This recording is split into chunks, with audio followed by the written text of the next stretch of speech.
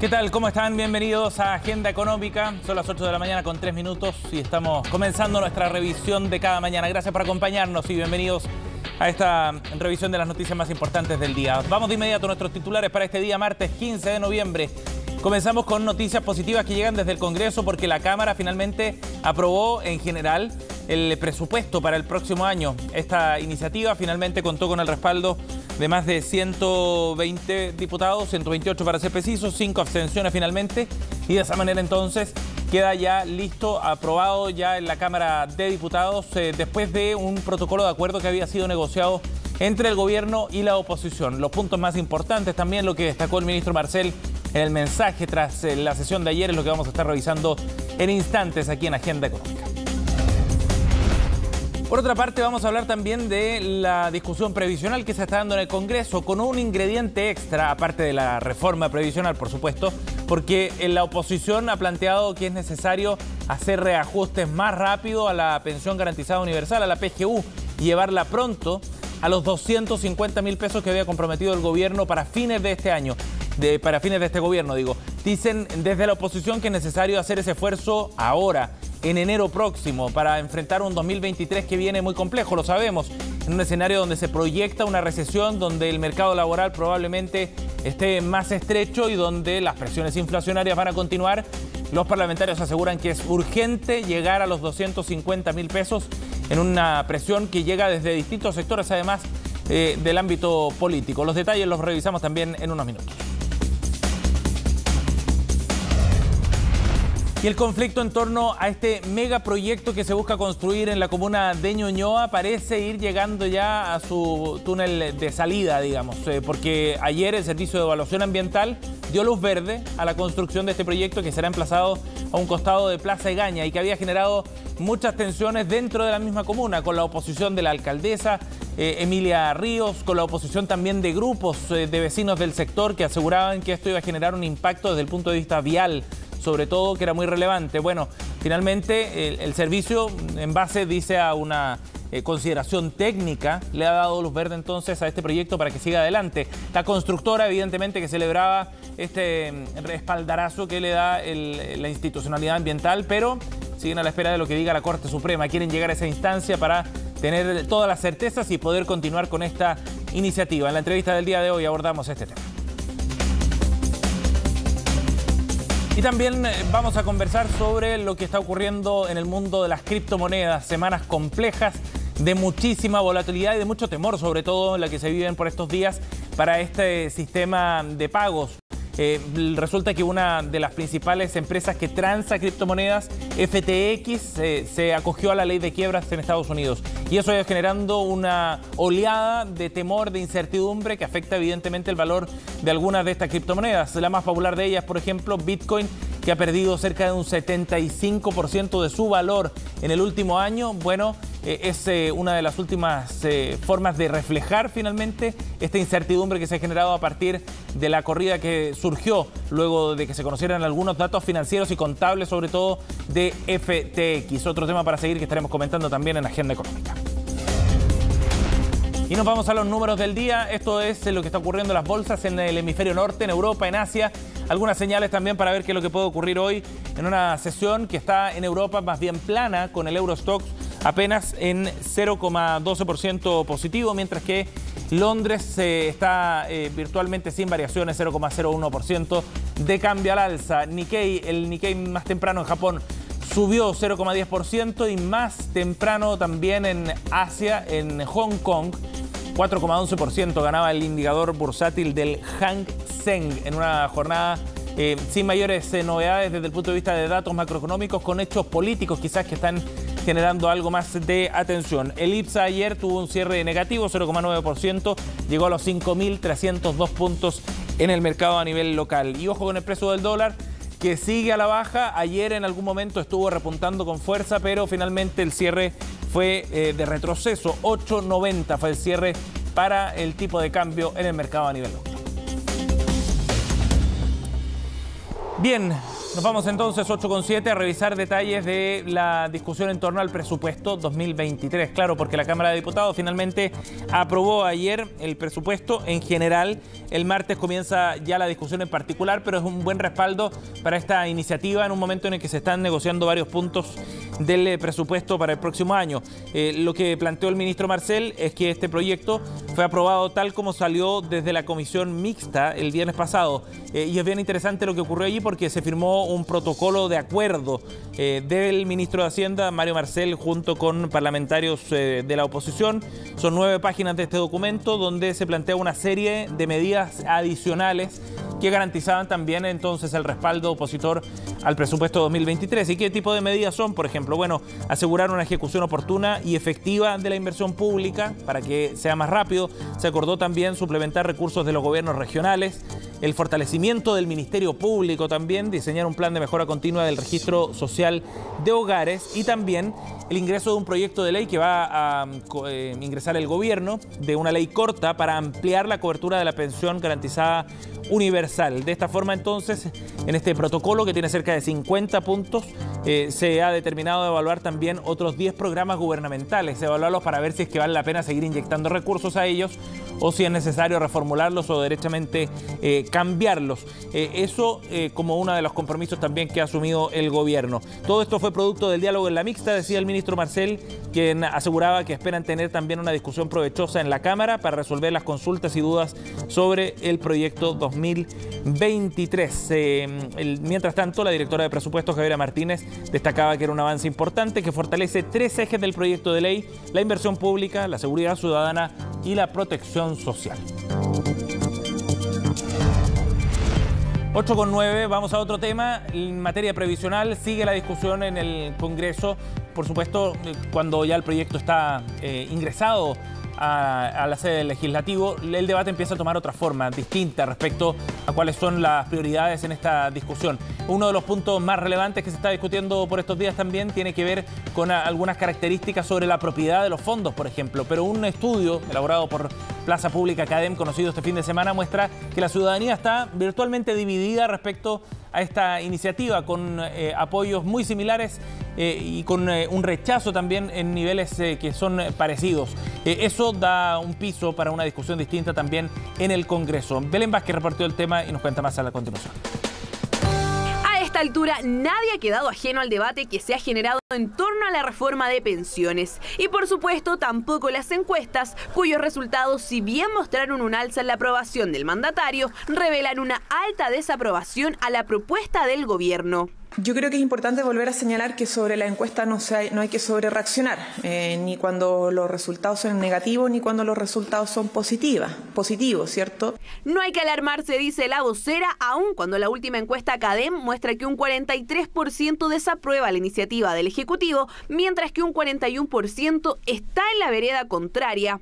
Eso sí, los datos dan cuenta que una porción importante de la población desconoce de qué se trata, pues solo un 28% está muy o bien informada sobre la propuesta y el restante 71% está algo o poco informado. Bueno, seguiremos con mucha fuerza informando esta reforma previsional que es muy importante para el país, para los jubilados y sin duda las opiniones de las personas de nuestro país que se han ido dando en un debate público desde hace muchos años van a contribuir y a enriquecer las iniciativas que en definitiva logremos acordar en el Parlamento. Ardua tarea de información que tiene por delante el gobierno, que se ha dedicado a explicar detalladamente los alcances de este proyecto, pero que de todos modos no ha sido suficiente. El mismo sondeo de CADEM muestra que poco más de la mitad de los encuestados está porque el 6% de cotización adicional vaya a una cuenta personal, que en todo caso no es lo mismo que una cuenta individual. Eso mientras solo un 10% se inclina porque vaya a un fondo solidario, que a su vez no es lo mismo que un seguro social. Y a diferencia quizás de la idea de redistribución que tiene la gente, que es que algunos ponen y no reciben nada, y otros reciben y sin haber aportado nada, en este caso todos van a aportar y todos van a recibir. Que hay intereses en todo el debate es algo evidente y es parte de la ofensiva que el gobierno tenía contemplada y por la que no han ocultado su molestia. Bueno, yo diría que las AFP están haciendo campaña hace harto tiempo. O sea, los avisos, los spots en televisión, hablando sobre la propiedad de los fondos, la heredabilidad. Yo creo que lo estamos viendo hace, no sé, 1 año y medio, algo por el estilo. Hemos tenido todos estos episodios de las cartas a los afiliados. En paralelo, la oposición arremetió en el Congreso y busca separar la tramitación de la PGU del grueso del proyecto. Para ello, cuando se discuta el presupuesto en particular, presentarán una indicación en la partida de trabajo que aumenta la PGU a 250.000 pesos. Esto pese a las aclaraciones del Ejecutivo que apuntan a que para llegar a ese monto se requiere de ingresos permanentes y el presupuesto solo proyecta gastos a un año. Además, esta cifra es absolutamente abordable por el gobierno. La diferencia son 2.500 millones de dólares, situación que es absolutamente abarcable por los recursos del Tesoro Público, y además considerar que la pensión garantizada universal se reajusta una vez al año, y este año, 2023, en enero, cuando se reajuste, ya va a quedar en alrededor de los 212.000 pesos. Discutir la PGU en la ley de presupuestos es engañoso. Antes se requiere que se apruebe la reforma tributaria para tener los recursos. Enseguida, la reforma de las pensiones debe ser discutida íntegramente, porque el aumento de las pensiones proviene tanto de la PGU como del Seguro Social. De momento, el gobierno ha descartado separar la reforma previsional y se enfoca en hacer la bajada a la ciudadanía. Mientras tanto, la oposición aboga por recibir el patrocinio del presidente para aumentar la PGU. Vamos a ir a otro tema, 8:14 para contarles de la inauguración ayer en nuestro país de un nuevo centro de innovación y de tecnología. Es el centro de Nestlé, multinacional, enfocada en el rubro de los alimentos, sabemos, que abre su primer hub de innovación en América Latina y ha escogido Chile precisamente para poder llevar adelante este proceso de desarrollo. Lo que busca este centro es generar investigación y desarrollo en nuevos productos para la compañía, por supuesto, para sus distintos canales de venta, enfocado fundamentalmente en temas que la empresa define que son prioritarios. Por ejemplo, el desafío en materia de seguridad alimentaria, el combate al cambio climático o en materias de eficiencia energética. Temas que fueron abordados en la inauguración de ayer, a la que estuvo invitado el presidente Gabriel Boric y también varios de sus ministros. ¿Por qué es tan relevante esta inauguración? Bueno, por la señal de confianza que se daba respecto a nuestro país, por la señal que ha dado Nestlé también de elegir a Chile para tener aquí su centro de investigación para toda la región, y en ese sentido también el presidente Gabriel Boric destacaba lo que esto significaba para que la economía nacional avanzara a una más sofisticada, una de mayor valor agregado, con mayor innovación y con mayor uso de tecnología y sobre todo de conocimiento, destacaba el presidente Gabriel Boric, quien ponía énfasis también en el apoyo público-privado que significaba la inauguración de este centro. Escuchemos qué fue lo que dijo el presidente Gabriel Boric y luego también al CEO para América Latina de Nestlé. Alegría porque siempre se habla de Chile como una gran fuente proveedora de recursos naturales. Sin embargo, somos mucho más que eso, es cierto, pero también tenemos conocimiento, también tenemos innovación. Y cuando vemos iniciativas como esta, es justamente el camino que debemos seguir para poder potenciar la productividad, para poder pegarnos un salto hacia adelante. Por eso esperamos tener muchas más de estas noticias en el futuro y en donde se vayan vinculando y generando un encadenamiento productivo con transferencia tecnológica. Y por eso es bonito y esperanzador que hable el CEO de una empresa y el presidente de la República, porque es esta colaboración público-privada la que nos va a permitir sacar a Chile adelante.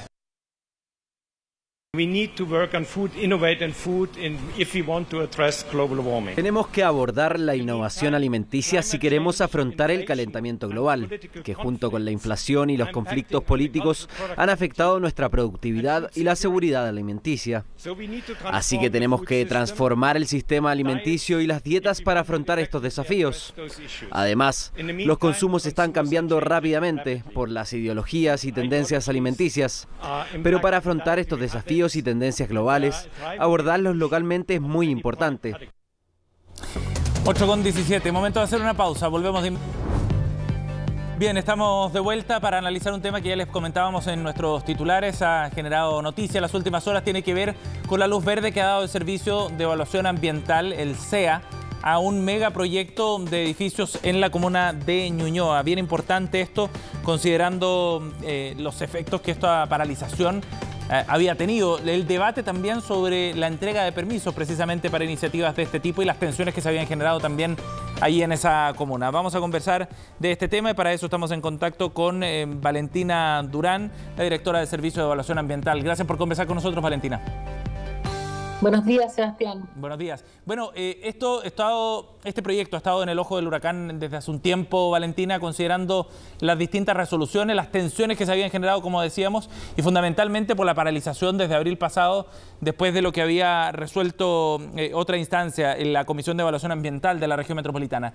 ¿Qué antecedentes son los que ustedes tuvieron a la vista, Valentina, para revertir esa decisión y permitir que se avance con este proyecto?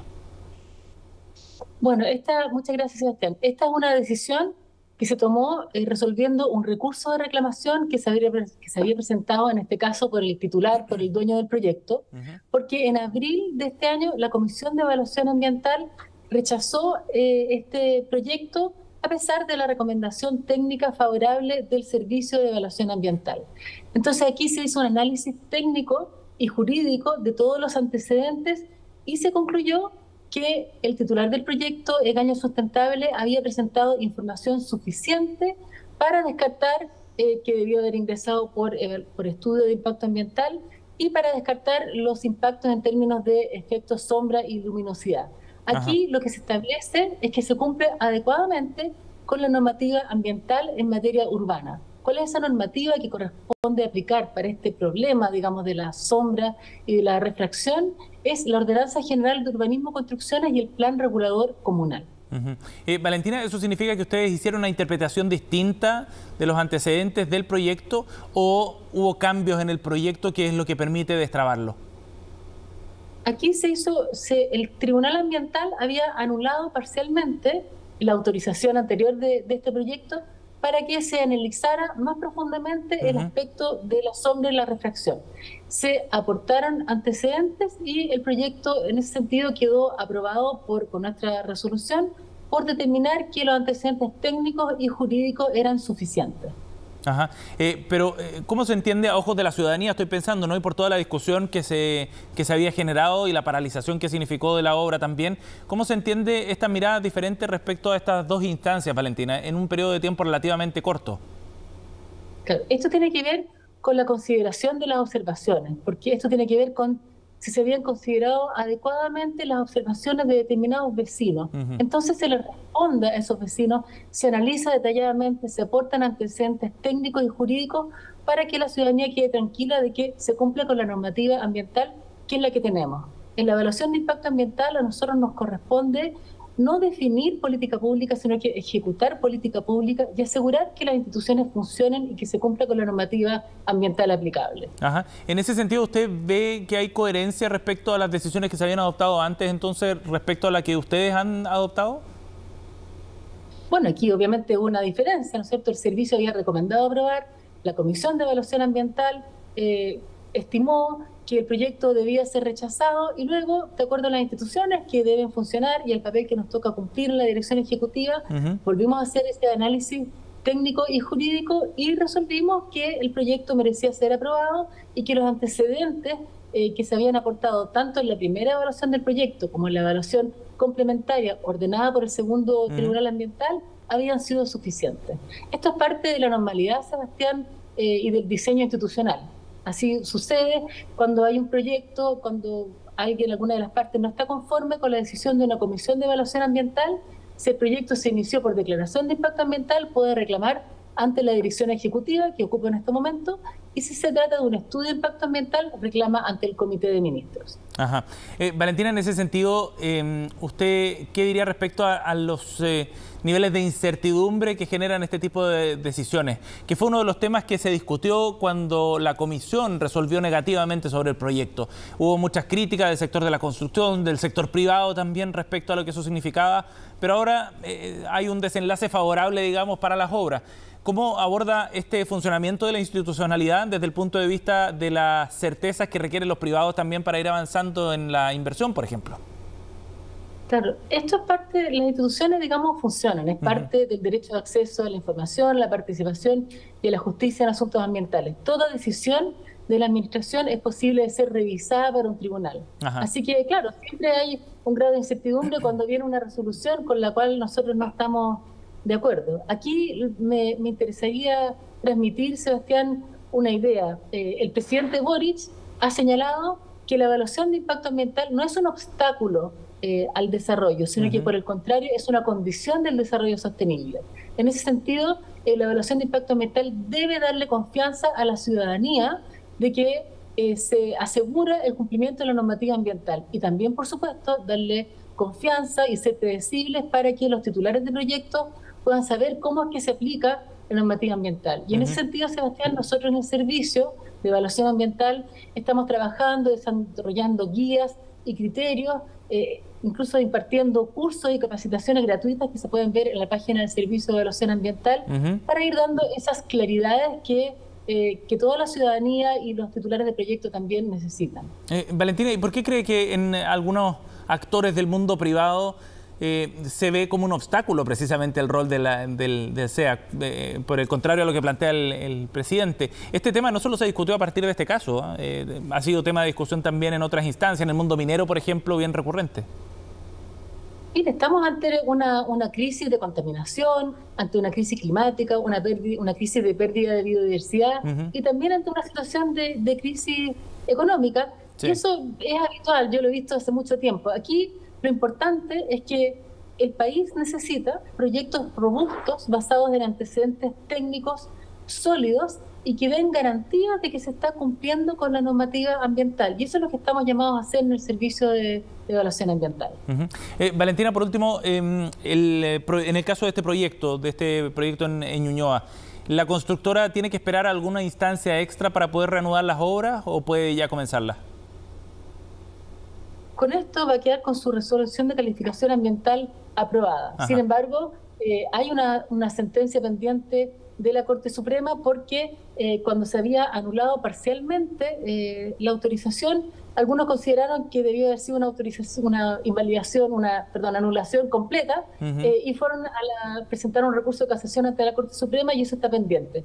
También, respecto de esta decisión, como es habitual en nuestro ordenamiento jurídico, procede, digamos, un recurso de reclamación ante los tribunales ambientales si es que el titular o la comunidad, en este caso los observantes, no están de acuerdo. Bien. Valentina, muchas gracias por conversar con nosotros esta mañana, muy amable. Muchas gracias, Sebastián. Chao, buen día. 8:28, cerramos Agenda Económica. Gracias por acompañarnos. En minutos estamos junto a Fresia Soltov en Noticias Express.